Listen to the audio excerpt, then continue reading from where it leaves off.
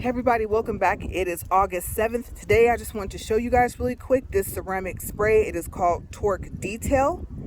It is a SiO2 spray sealant, instant ceramic coating, ultra hydrophobic, up to 12 months protection. This is an 8-ounce bottle. The instructions say to shake before use. Decontamination of the surface is very important before applying silica seal. Apply to a cool surface. Avoid direct sunlight.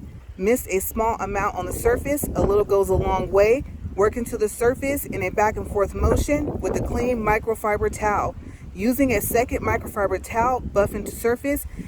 Coating is ultra hydrophobic and cures within minutes. However, we recommend a 5-hour full cure time before maximum benefits.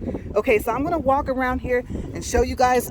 We have a dust storm coming up. All right, let's get around this car and get it back inside because it is starting to sprinkle. All right, it helps with scratches. It helps shine your car. After about 2 to 3 times, you should barely see the scratches in your car. As you can see my reflection. Moving kind of fast here. Should have looked at that AccuWeather app before I came out here. Oops, right?